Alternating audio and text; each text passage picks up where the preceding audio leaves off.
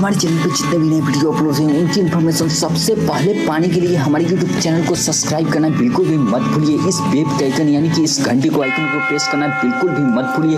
अगर आप ऐसा करते हैं तो हमारे नए वीडियो की जानकारी सबसे पहले और फ्री में पा सकते हैं। आज हम आपको महाभारत से जुड़ी एक घटना बताते हैं जिसमें पांचों पांडवों ने अपने मृत पिता पांडु का मांस खाया था। उन्होंने ऐसा क्यों किया यह जानने के लिए पहले हमें पांडव के जन्म के बारे में जानना पड़ेगा। पांडव के 5 पुत्र युधिष्ठिर, भीम, अर्जुन, नकुल और सहदेव थे। इनमें से युधिष्ठिर, भीम और अर्जुन की माता पिता कुंती तथा नकुल और सहदेव की माता पिता माद्री थी।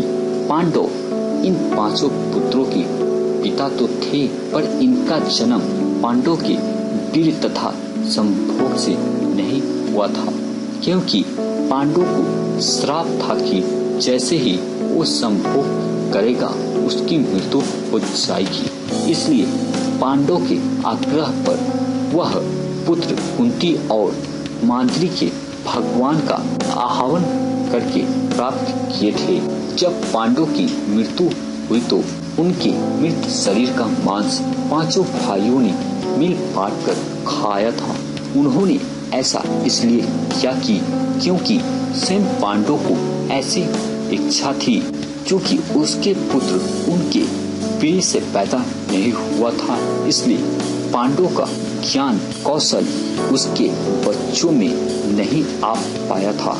इसलिए उसने अपनी मृत्यु पूर्व ऐसा वरदान मांगा था, उसके बच्चों की उसकी मृत्यु के पश्चात उसके शरीर का मांस मिल बांट कर खा ले, ताकि उसका ज्ञान बच्चों में स्थानांतरित हो जाए।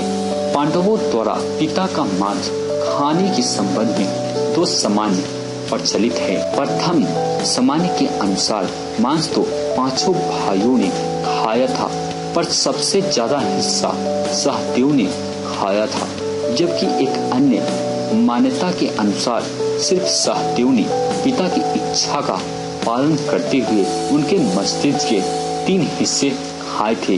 पहले टुकड़े को खाते ही सहदेव को इतिहास का ज्ञान हुआ, दूसरे टुकड़े को खाते पर वर्तमान और तीसरे टुकड़े को खाने पर भविष्य का।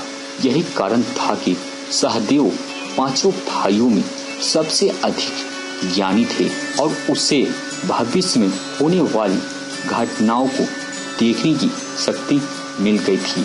शास्त्रों के अनुसार श्री कृष्ण के अलावा वो एकमात्र सहदेव ही था जिसे भविष्य में होने वाले महाभारत के युद्ध के बारे में संपूर्ण बातें पता थी। श्री कृष्ण को डर था कि कहीं सहदेव सब बातें औरों को ना बता दे। इसलिए श्री कृष्ण ने सहदेव को श्राप दिया था कि यदि उसने ऐसा किया तो उसकी मृत्यु हो जाएगी।